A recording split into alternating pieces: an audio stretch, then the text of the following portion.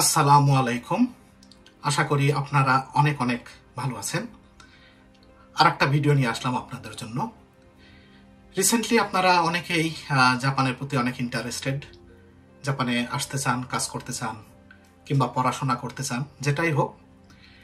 তো আমি যেটা মনে করি যে আপনি একটা দেশে যাওয়ার আগে সেই দেশটা সম্পর্কে আপনার অনেকভাবে জানা উচিত। খালি ইউনিভার্সিটি কিংবা কাজের বেতন কত, কাজ কেমন, এগুলা ছাড়াও আপনাকে সেই দেশটা সম্পর্কে অনেকটা জানা উচিত। তো আজকের ভিডিওটাতে আমি আপনাদেরকে বোঝানোর চেষ্টা করব যে জাপানিরা কেন এত পরিশ্রম করে, এর কারণটা কি। এই জিনিসগুলো আজকে আমরা এই ভিডিওতে তুলে ধরার চেষ্টা করব। আপনারা হয়তো জেনে থাকবেন যে জাপানিজরা দিনে গড়ে কিন্তু 10 থেকে 12 ঘন্টা নর্মালি কাজ করে। তাদের ছুটি কম, তারপরেও তারা, আমি খেয়াল করে দেখি, তারা কিন্তু প্রচুর ফিট। তো আজকের এই ভিডিওটিতে আমরা জানবো তাদের এই পরিশ্রমের কারণগুলো কি কি কি কারণ রয়েছে এর পিছনে। আজকে আমি আপনাদেরকে সাধারণত 15টা পয়েন্টের উপরে আলোচনা করার চেষ্টা করব। একটা দেশেরকে নিয়ে কথা বলতে গেলে অনেক পয়েন্টই বলা সম্ভব, কিন্তু অতগুলা পয়েন্ট বললে আপনারাও ক্লান্ত হয়ে যাবেন, আমিও ক্লান্ত হয়ে যাব। তে আজকে আমরা 15টা পয়েন্টে কনসাইজ করে আপনাদেরকে একটু ধারণা দেওয়ার চেষ্টা করব। আজকে আমার চ্যানেলটি যারা প্রথম দেখছেন তাদের জন্য আমার একটি সংক্ষিপ্ত পরিচয়। আমি সুমন জায়েদি 1999 সালে ফরেন স্টুডেন্ট হিসাবে হোক্কাইডো ইউনিভার্সিটিতে পড়াশোনা করতে আসি। তারপরে পড়াশোনা শেষ করে বর্তমানে জাপানের একটি বিখ্যাত গাড়ির কোম্পানিতে অটোমোটিভ আইটি ইঞ্জিনিয়ার হিসাবে নিয়োজিত আছি।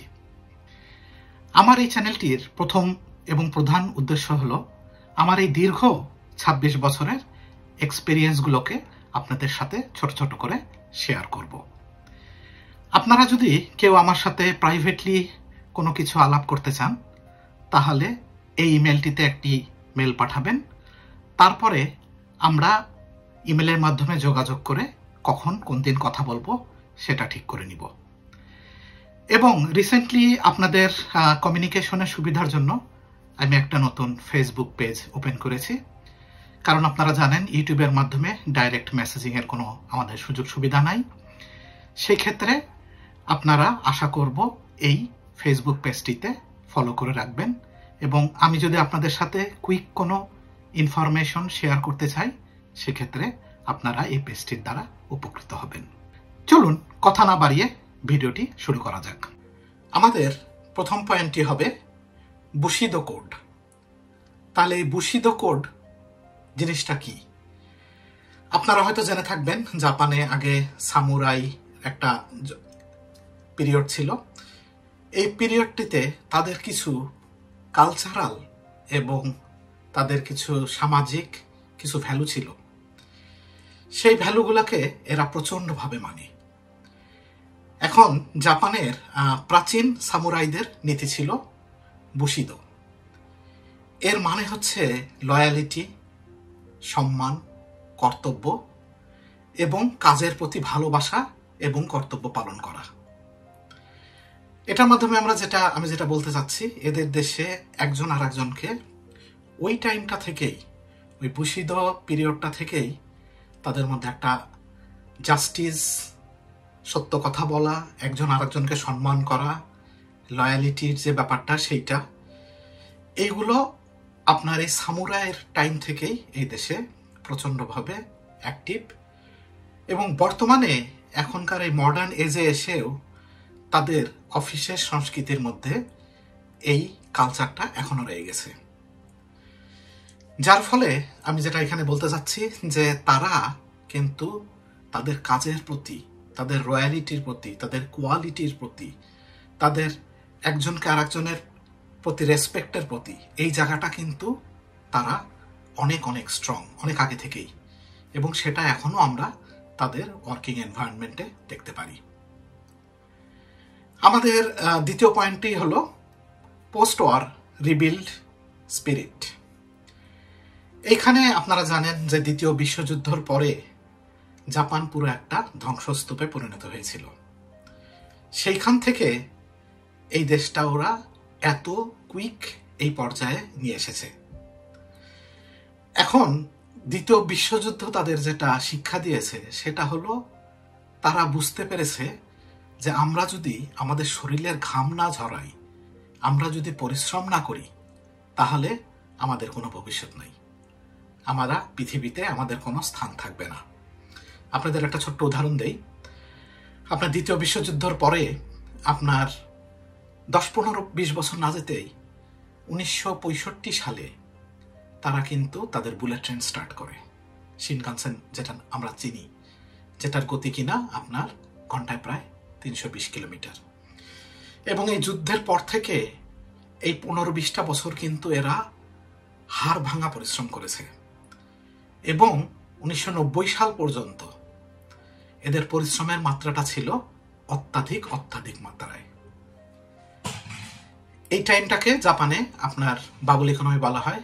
সাধারণত 1980 সাল থেকে 1990 সাল পর্যন্ত তাদের দেশে বাবল ইকোনমি স্টে করে এবং আস্তে আস্তে তারপরে ইকোনমি বুঝতে পারতেছেন খুব যদি উপর উঠে যায় সেটাকে আবার নামতে হবে। ইকোনমিটা এখন অনেকটাই স্লো। আমাদের তৃতীয় নম্বর পয়েন্টটা হলো গ্রুপ হারমোনি। জাপানে একটা জিনিস যেটা খুব ইম্পর্টেন্ট, জাপানে দলগত সাফল্য কিন্তু ব্যক্তিগত সাফল্যের থেকে অনেক বড়। আপনি যদি এখানে অলস হন, সে আপনার অফিসে আপনি একজন অলস পার্সন, এটা কিন্তু খালি আপনার জন্য খারাপ না, এটাই টোটাল জাতিটার জন্য, এই টোটাল ডিপার্টমেন্ট কিংবা টোটাল কোম্পানিটার জন্য একটা লজ্জার বিষয় হয়ে দাঁড়ায়। তাই সবাই চেষ্টা করে এখানে যে সবাই মিলে একটা টিম বিল্ড করে সবাই মিলে একসাথে হাতে হাত রেখে আগাতে চেষ্টা করে। তো এইখানে আপনার আগের একটা অন্য ভিডিওতে আমি বলেছি জাপানে কিন্তু এই গ্রুপ হারমোনি জিনিসটা কিন্তু মারাত্মক এবং এরা জিনিসটাকে প্রচণ্ড সম্মান করে বিধায় এদের এতটা কাজ করতে হয়। কারণ গ্রুপের সাথে প্রত্যেকটা এমপ্লয়ি চায় সে গ্রুপের স্পিডের সাথে তাল মিলায় সে নিজেও নিজেকে এগিয়ে নিতে। আমাদের 4 নম্বর পয়েন্টটা হলো শেম কালচার। এখানে আপনি ভুল করলে এদের কালচারের জিনিসটা এরকম যে আপনি যদি একটা কোনো ভুল করেন এটার জন্য খালি কিন্তু আপনি একলা লজ্জিত না, এখানে আপনার পরিবার, কোম্পানি, সমাজ পর্যন্ত লজ্জিত হয়। আমি জাস্ট একটা উদাহরণ দেই। ধরেন টয়োটার গাড়িতে টয়োটা যদি কোনো ভুল করে বসে, এই ভুলটা কিন্তু খালি টয়োটাকেই সাফার করতে হয় না। As a country Japan is a brand, right? এদের যে একটা ব্র্যান্ডের যে একটা ইমেজ আছে, এই টোটাল ব্র্যান্ডটার জাপান কান্ট্রির উপরে ইম্প্যাক্টটা পড়ে। এই থেকেই জাপানিজদের মধ্যে একটা জিনিস যেটা খুব কাজ করে যে তারা তাদের যে কোনো উপায়ে তাদের সীমার বাইরে যেও কাজ করে তাদের কোয়ালিটিটা তারা নিয়ন্ত্রণ করতে চায়। এই জন্য আমরা এটাকে বলতেছি শেম কালচার। তারা প্রচন্ড লজ্জা পায় তারা যদি কোনো কিছু ভুল করে থাকে। আমাদের 5 নম্বর পয়েন্টটা হলো লাইফ টাইম এমপ্লয়মেন্ট ট্র্যাডিশন। জাপানে এখনো আপনার লাইফ টাইম এমপ্লয়মেন্ট এই কনসেপ্টটা এখনো কিন্তু আছে। এটার মানেটা আমি যেটা বুঝাচ্ছি, অন্যান্য দেশে খেয়াল করবেন, বাংলাদেশ বলেন, ইন্ডিয়া বলেন, আমেরিকা, লন্ডন, মানুষ কাজে ঢুকে আর কাজ চেঞ্জ করে বেতন বাড়ানোর জন্য, এটা ওইটা অনেক কিছু। কিন্তু জাপানে দীর্ঘদিন কাজ করে আমি যেটা দেখেছি, এইখানে একজন এমপ্লয়ি একটা কোম্পানিতে ঢুকলে সে আর অত সহজে সেই চাকরিটা চেঞ্জ করে না, সে ওইখানে দীর্ঘদিন কাজ করার চেষ্টা করে। সাধারণত দেখা যায় যে বড় কোম্পানিগুলোতে এটা এখনো অনেক অ্যাক্টিভ এবং একজন এমপ্লয়ি ধরেন এখানে তো হরতাল কিংবা সেশন যতগুলা নাই, এরা কাজ শুরু করে সাধারণত 22 বছরে আন্ডার গ্রাজুয়েট কমপ্লিট করে। তো 22 থেকে 60 বছর পর্যন্ত এই 38 বছর তারা এই একটা কোম্পানিতেই জব করে, যার ফলে তাদের মধ্যে এরকম একটা মনোভাবের সৃষ্টি হয় যে কোম্পানিটা তাদের as a part of their life, তাদের লাইফের একটা ফ্যামিলির মতো করে তারা তাদের কোম্পানিটার জন্য কাজ করে। এই মন মানসিকতা তৈরি হওয়ার জন্যই কিন্তু তাদের অনেক হার্ড কাজ করতে হয় সেই কোম্পানিটিকে টিকায় রাখতে।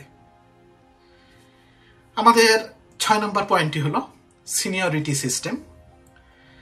এখানে আপনি আমার অন্য একটা ভিডিওতেও বলে এসেছি, জাপানে কিন্তু শর্টকাট নাই। আপনি আজকে ঢুকলেন, কালকেই ম্যানেজার হবেন, পরশুদিন জিএম হবেন, এরকমটা না। এখানে আপনার বয়সের ভিত্তিতে প্রমোশন হয় এবং জিনিসগুলা খুব স্টেপ বাই স্টেপ, আপনাকে এক একটা স্টেপ পার হয়ে হয়ে আর একটা স্টেপে যেতে হবে এবং আপনাকে খুব কনসিস্টেন্টলি এখানে পরিশ্রম করতে হবে, সময় দিতে হবে, অন্যকে সম্মান করতে হবে, ধৈর্য ধরতে হবে। এবং আপনি যখন একটা সিনিয়র এজে যাবেন, সাধারণত আমি জাপানিজ কোম্পানিগুলোতে দেখেছি 45 বছরের নিচে ম্যানেজার দেখা যায় না। এর মানেই না যে অন্য ইয়াং কোম্পানিগুলা, অন্য ইয়াং আপনার এমপ্লয়িগুলার কোয়ালিটি নাই, তা না। এখানে ব্যাপারটা হচ্ছে মোটামুটি একটা বয়সের পরে এরা সিনিয়র ম্যানেজার কিংবা জিএম, ডিজিএম যেটাই বলেন, এইভাবে তারা আস্তে আস্তে এগিয়ে যায়। তার মানে এখানে শর্টকাট মেথডটা কিন্তু অতটা কাজ করে না এই কালচারে। এখানে সিনিয়রিটির যে একটা ধারাবাহিকতা, ওইটা প্রচন্ডভাবে বিরাজমান। আমাদের 7 নম্বর পয়েন্টটা হলো ওভারটাইম এক্সপেকটেশন। এখন এইখানে আমি যেটা বলতে চাই সেটা হলো যে এদের কালচারটা এরকম একটা জায়গায় এসে দাঁড়িয়েছে যে যেহেতু তারা ফ্যামিলির মতো দেখে অফিসটাকে, সুতরাং বস যদি অফিস থেকে না যায়, যতক্ষণ বস বাড়ির উদ্দেশ্যে রওনা না দেয়, তার নিচে যে এমপ্লয়িগুলো আছে এরাও কিন্তু সাধারণত বের হয় না। তারা মনে করে যে আমি যদি বসের আগে চলে যাই, বস কি মনে করবে, সে তো আমার থেকে সিনিয়র। এবং অনেক ক্ষেত্রে দেখা যায় যে তাদের কাজের চাপ নাই, সেক্ষেত্রেও তারা অফিসে স্টে করে খালি এই বসকে খুশি করার জন্য। এতে তারা মনে করে যে বেশিক্ষণ অফিসে থাকলে তাদের বস মনে করবে যে সে কোম্পানির জন্য অনেক পরিশ্রম করছে। আমার দৃষ্টিকোণ থেকে এটা একটা ব্যাড কালচার, কিন্তু তারপরেও এই কালচারটা এই দেশে অনেক স্ট্রং। এবং আমাদের 8 নম্বর পয়েন্টটা হলো কোম্পানি ইজ ফ্যামিলি। এখানে আপনার যেমন আপনার জাপানিজ কোম্পানিগুলোতে এরা সকালবেলায় যে এদের সকালের আপনার অভ্যর্থনা, গুড মর্নিং বলা, ওহায়ো গোজাইমাস বলা, যেভাবে ওরা কাজ শুরু করে, অনেক কোম্পানিতে দেখা যায় তারা সকালে যে একসাথে এক্সারসাইজ করে, মর্নিং মিটিং করে, কাজের নীতিমালা ওই দিনের জন্য কি হবে সেটা ঠিক করে, কোম্পানির স্লোগান দেয়। তো এইগুলো মিলে আমি সবকিছু মিলে যেটা বলতে চাচ্ছি, তাদের কিন্তু এই অফিসেই তারা যেহেতু বেশি সময় কাটায়, এই অফিসটা তাদের একটা পুরাপুরি ফ্যামিলির মতো। তারা এমনভাবে জিনিসটাকে ফিল করে যে তাদের সবকিছুই এই অফিসটাকে ঘিরেই। এখন এইটা যেহেতু তারা তাদের মাইন্ডসেট হিসাবে গড়ে ফেলেছে, যার ফলে তাদের কাছে কিন্তু তারা যে এখানে জব করে সেটা একটা ফ্যামিলি কিংবা ফ্যামিলির থেকেও বড় কিছু। এখন আমি আপনাদের কয়েকটা পয়েন্ট বলতে চাবো ফাইন্যান্সিয়াল ফ্যাক্টরসের দিক থেকে। আরেকটা যেটা আমাদের 9 নম্বর পয়েন্ট, সেটা হলো যে হাই লিভিং কস্ট। আপনারা জানেন টোকিও, ওসাকা, এই বড় সিটিগুলো হচ্ছে বিশ্বের ব্যয়বহুল সিটিগুলোর মধ্যে একটা। তো এইখানে আপনি একটা জব করে আপনার লাইফ কিন্তু অনেক কঠিন, আপনি যদি কিছুটা ওভার টাইম কিংবা এক্সট্রা কিছু ইনকাম না করতে পারেন। তো এই ক্ষেত্রে তারা দেখা যায় যে কিছুটা ওভার টাইমের আশাতেও তারা কিন্তু অফিসে অনেকক্ষণ পড়ে থাকে। এবং আমি আমেরিকা, লন্ডন, অনেক দেশে যেয়ে দেখেছি, আপনারা হয়তো জেনে থাকবেন, আপনার আইটি ইঞ্জিনিয়ার পর্যন্ত কিন্তু এরা বিকালের দিকে, সন্ধ্যার দিকে সেকেন্ড জব হিসাবে ট্যাক্সি চালায় কিংবা উবার চালায়। এইভাবে কিন্তু সব উন্নত দেশেই মানুষ ইনকাম করে। তো এই আপনার টোকিও, ওসাকা, ফুকুওকা, ইয়োকোহামা, এই বড় সিটিগুলার যেহেতু লাইফ এক্সপেন্স অনেক হাই, সেই জন্য এদের এতটা পরিশ্রম করতে হয়। নর্মাল ওয়ার্কিং লাইফের বাইরেও তাদের অনেক অনেক পরিশ্রম করতে হয় টিকে থাকার জন্য। আমাদের 10 নম্বর পয়েন্টটা হলো জব সিকিউরিটি প্রেশার। এখানে আপনার কোম্পানিতে যদি আপনি টিকে থাকতে চান, আপনাকে প্রমাণ করতে হবে যে আপনি একজন ভালো এমপ্লয়ি এবং আপনি কোম্পানির জন্য অনেক কিছু করেন। সেক্ষেত্রে কালচারটা একটু যেমন তৈরি হয়ে গেছে যে এরা সাধারণত তাদের বসকে দেখাতে যায়, খুশি করতে যায়, এরা ছুটি নেয় না। অসুস্থ হলে দিনের পর দিন কাজ করে যায়। এর আরেকটা কারণ হচ্ছে তারা যেহেতু জব চেঞ্জ করায় খুব একটা অভ্যস্ত না, একটা কোম্পানিতে ঢুকে এবং সেইখানেই দীর্ঘদিন কাজ করে, তাদের মধ্যে একটা ভীতি কাজ করে যে তাদের জব চলে গেলে তাদের নতুন জবে যে তারা টিকতে পারবে কিনা, ম্যাচ হবে কিনা, বেতন কেমন হবে, বিভিন্ন কিছুই তারা চিন্তা করে বসে। যার ফলে তারা তাদের কারেন্ট জবটাকে টিকায় রাখার জন্য তারা সর্বোচ্চভাবে চেষ্টা করে। 11 নম্বর পয়েন্টটি হলো ডিক্লাইনিং ওয়ার্কফোর্স। আপনারা জানেন, আমার প্রত্যেকটা ভিডিওতে আমি বলি জাপানের লোক সংখ্যা কমে যাচ্ছে, বৃদ্ধের সংখ্যা বৃদ্ধি পাচ্ছে। এখানে 65 থেকে 90 বছরের মধ্যে লোক সংখ্যা প্রায় 25 থেকে 30%।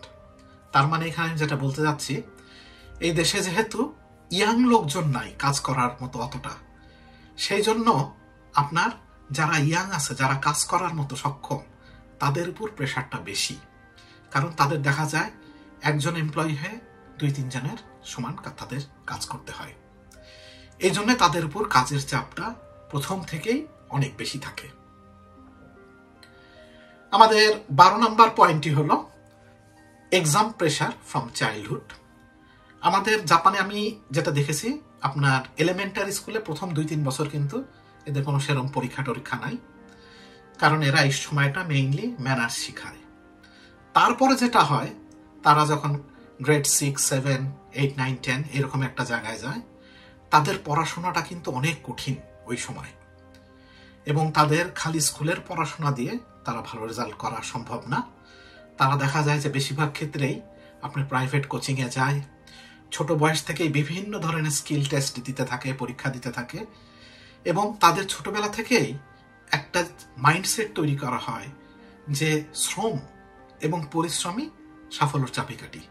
তাদের ছোটবেলা থেকেই ওইভাবে মানুষ করা হয়। আমাদের 13 নম্বর পয়েন্টটি হলো high expectation from parents and teacher. এখানে যেহেতু তাদের বাচ্চাদের বাবা মা তাদের জন্য অনেক স্যাক্রিফাইস করে, যেটা বললাম যে অফিস টাইম অনেক লং, অনেক হার্ড পরিশ্রম করতে হয়, স্বাভাবিকভাবে তারা তাদের বাচ্চাদের কাছে আশা করে যে তাদের বাচ্চারা অনেক ভালোভাবে প্রতিষ্ঠিত হবে এবং তাদের প্রতি তাদের এক্সপেকটেশন লেভেলটা অনেক হাই হয়ে থাকে। আমাদের 14 নম্বর পয়েন্টটা হলো পিয়ার প্রেশার। এখানে আমি যেটা বোঝাতে চাচ্ছি যে আপনি অফিসে এদের কালচারটা যেটা আমি বললাম যে পরিবারের মতো সবাই একসাথে থাকে, একসাথে ফিরে। সুতরাং অনেক এমপ্লয়ি যারা একটু মেন্টালি উইক কিংবা মনে করে যে ও কি মনে করবে, যাদের মধ্যে এটা কাজ করে, তারা কিন্তু অত সহজে জাপানে অফিস থেকে বেরোতে পারে না। কারণ আগেই বলে আসলাম, এখানে অফিসে বস যতক্ষণ থাকে, আপনি যদি ততক্ষণ না থাকেন, জিনিসটাকে বেয়াদবির চোখে নেওয়া হয়, অনেক খারাপ চোখে নেওয়া হয়। যার ফলে আপনার সহকর্মী কিংবা বস যদি অফিসে থাকে, আপনি অফিস থেকে বের হতে চাইলেও আপনি বের হতে পারবেন না, এরকম একটা পরিস্থিতি এখানে আছে। এটা কিন্তু আপনাদের এই সোশ্যাল লাইফে বলেন কিংবা পার্সোনাল লাইফে অনেক একটা ইম্প্যাক্ট ফেলে। আমাদের 15 নম্বর পয়েন্টটা হলো প্রাইড ইন ক্রাফটম্যানশিপ। এখানে আমরা যেটা বোঝাতে যাচ্ছি যে এরা খুবই খুঁতখুঁতে জাতি। যতক্ষণ না পর্যন্ত তারা তাদের টার্গেটে যায়, তাদের যে একটা কোয়ালিটি, যে আমি এই কোয়ালিটির একটা জিনিস বানাবো, যতক্ষণ না পর্যন্ত ওই কোয়ালিটিটা তারা অ্যাচিভ করতে পারে, ততক্ষণই তারা কাজ করে। এবং এই দেশে জানেন, এখানে কাজের ছোট বড় ওরকম কিছু নাই তেমন, সবাই সবার কাজকে সম্মানের চোখে দেখে, একজন আরেকজনকে সম্মান করে। যার ফলে একজন ছোট যে জব করে, আপনার ক্রাফটম্যান বলেন, কুঠুরিয়া বলেন, সেও কিন্তু তার কাজ নিয়ে অত্যন্ত গর্বিত এবং সেও চায় তার সমাজকে, তার দেশকে বেস্ট প্রোডাক্টটা ডেলিভারি দিতে। তো এতক্ষণ আমি অনেক কুইক আপনাদের 15টা পয়েন্ট বলার চেষ্টা করলাম, যে জন্যে জাপানিজদের লাইফটা এত পরিশ্রমী এবং এত কঠিন।